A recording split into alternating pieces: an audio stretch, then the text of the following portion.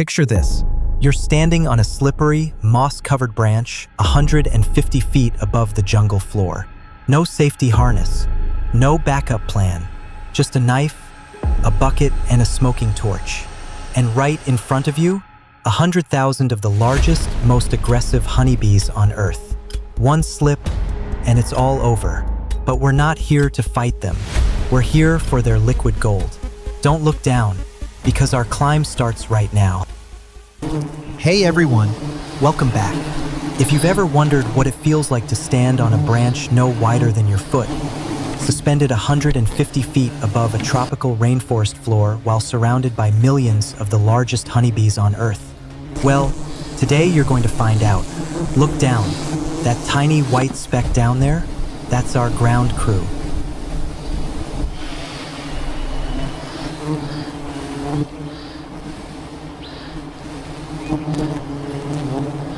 I'm wearing basic clothes, heavy-duty black rubber gloves, and a simple head veil.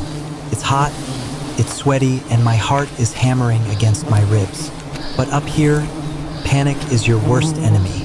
We are high in the canopy of the Indonesian jungle, embarking on a harvest that has been passed down through generations. This isn't your typical backyard beekeeping. We aren't dealing with gentle Italian honeybees in neat wooden boxes. These are Apis dorsata, the giant Asian honeybee. They are wild, fiercely defensive, and their stings can easily put a man in the hospital if things go south. But we aren't here to fight them. We're here to share a moment with them and hopefully bring home a little bit of their golden treasure. To understand this harvest, you have to understand this tree. In our region, we call these giant trees Mengaris or Cumpasia excelsa. They are some of the tallest deciduous trees in the tropical world, often towering over 250 feet. Their bark is smooth, almost slippery, and they branch out only at the very top, creating a massive, sprawling umbrella above the jungle. For the giant bees, these trees are perfect fortresses. The smooth bark makes it incredibly difficult for predators, like bears or human honey hunters, to climb. But over centuries, my people developed a system.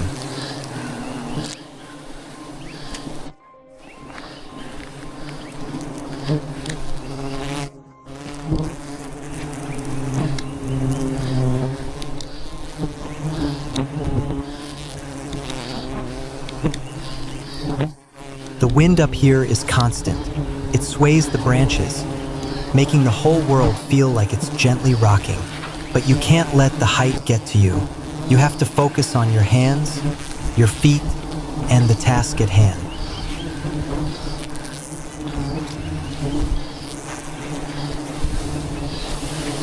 Behind every successful harvest is a tight-knit team.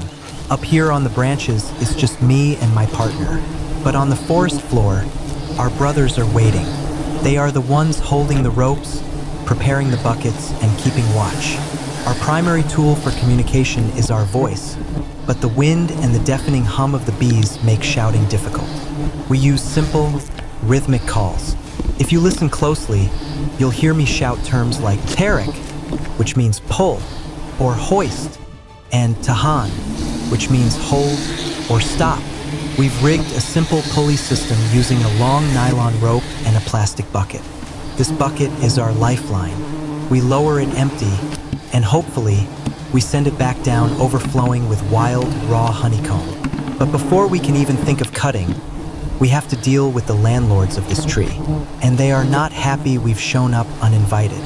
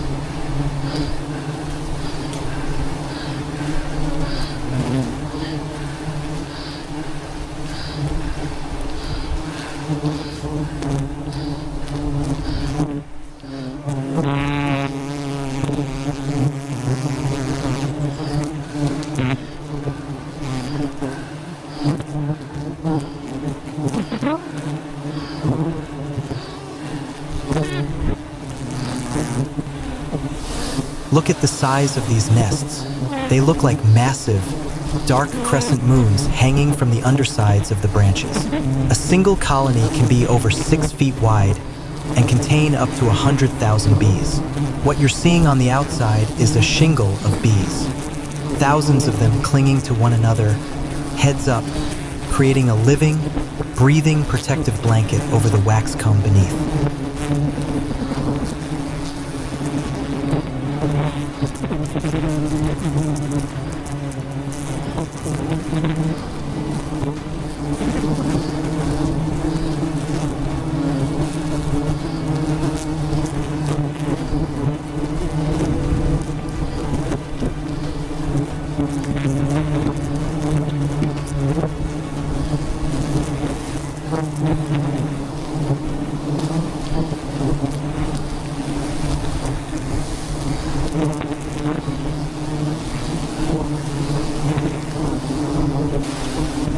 Watch how the living blanket of bees begins to part, revealing the pristine white wax of the honeycomb underneath. It's a breathtaking sight.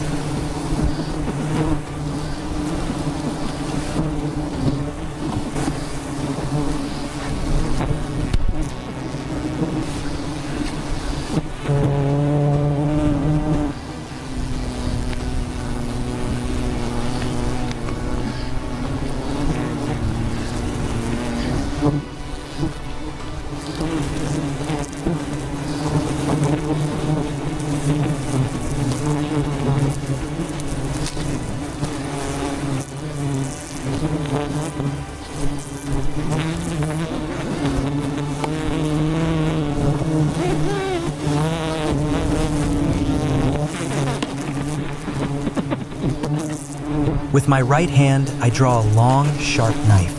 The structure of an Apis dorsata comb is different from the hives you might see in North America. They build a single, massive vertical comb.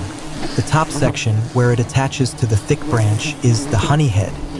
This is where the pure, concentrated honey is stored.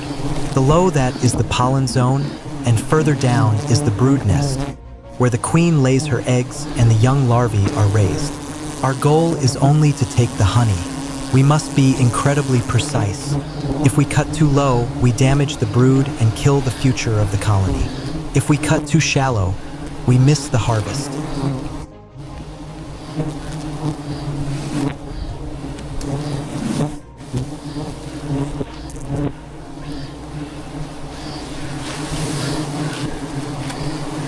I gently press my knife into the wax, slicing through the honey-filled cells. The scent of fresh honey immediately fills the air. It's sweet, floral, and incredibly intense, unlike anything you buy in a grocery store.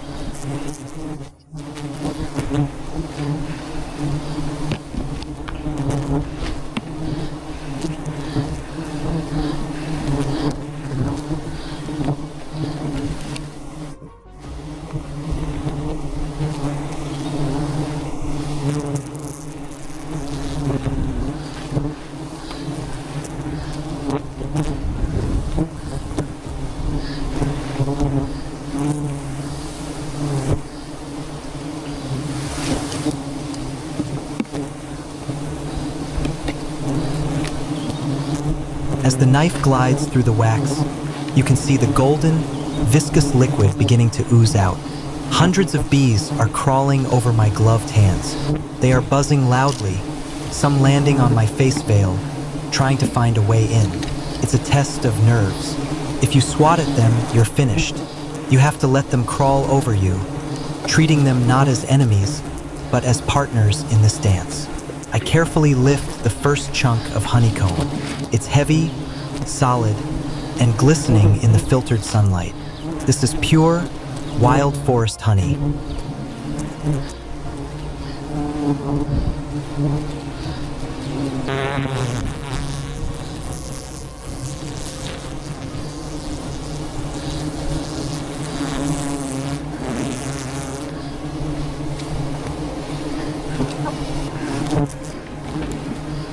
My legs are cramping from holding the same position on the branch, and the rubber gloves make my hands incredibly hot. But looking around at this untouched rainforest, I feel a profound sense of gratitude. This is a world very few people ever get to see.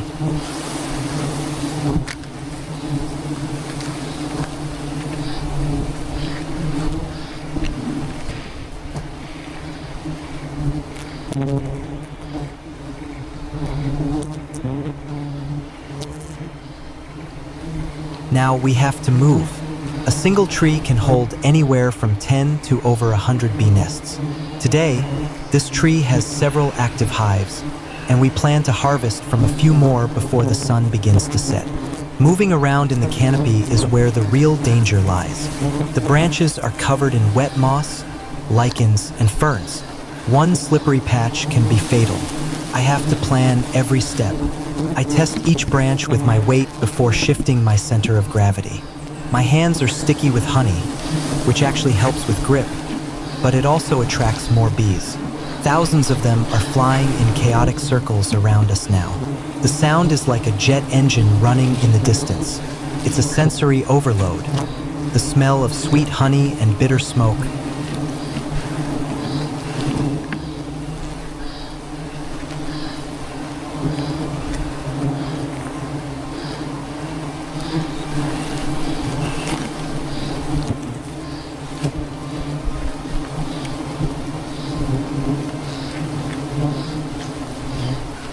The constant, vibrating hum, and the wind biting at my face.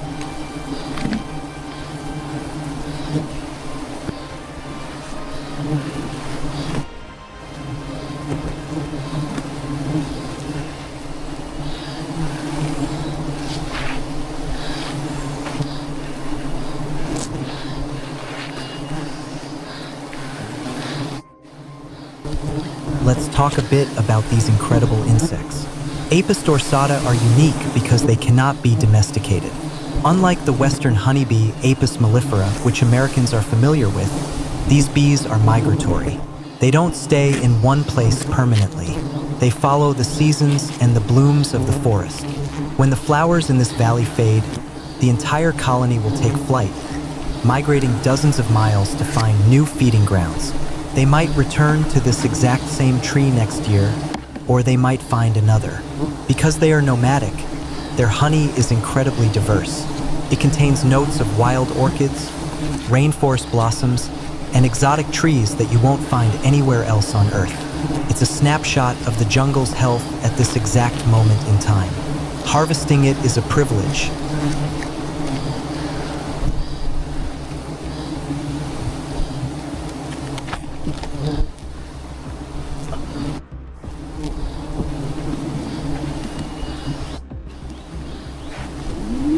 People always ask me, "Are you afraid?" The honest answer is yes. Every single time. Anyone who climbs these trees and says they aren't afraid is lying, or they don't value their life. Fear is what keeps you alive up here. It sharpens your senses, makes you double-check your footholds, and reminds you to respect the power of the bees. But there is a difference between fear and panic. Fear makes you careful. Panic makes you move too fast. When the bees start bouncing off my visor, I don't flinch. I take deep, slow breaths. I focus on the smell of the smoke and the steady rhythm of my knife. Up here, you enter a flow state. The rest of the world fades away, and it's just you, the tree, and the bees.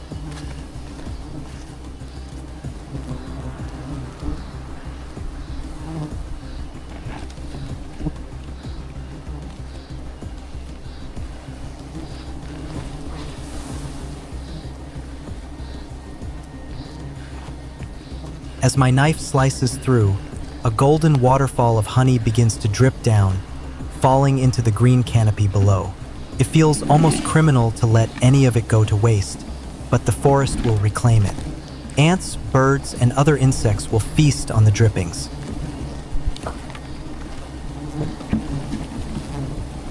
I lift another massive chunk of honeycomb. It's easily 10 pounds of pure, unadulterated sweetness. I place it carefully into the bucket. Tarek!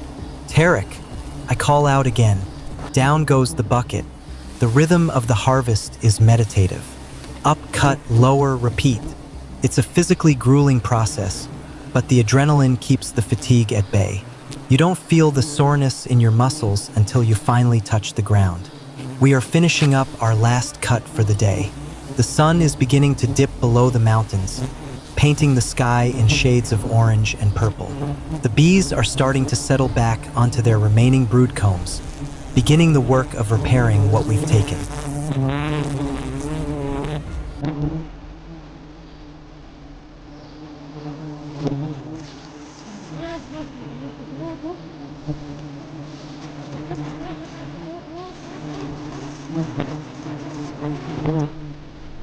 As we prepare for the long descent, I look at the sticky honey on my gloves and think about the connection we have with these creatures. For thousands of years, humans have climbed these trees. We are a small part of a very old, very beautiful cycle. By harvesting sustainably, we ensure that our children will be able to climb these same trees, hear the same hum, and taste the same sweet forest gold.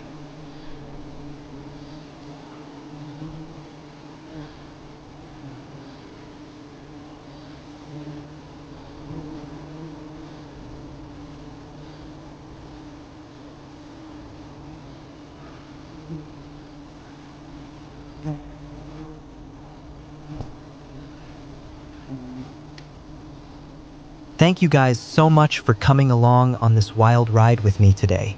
It's not an easy job, but it's a life we love, lived high above the world, right on the edge of nature.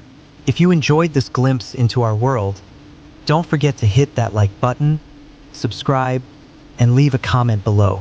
Let me know if you'd ever have the guts to stand up here with me. Until next time, stay safe, stay curious, and respect the wild. See you on the next climb.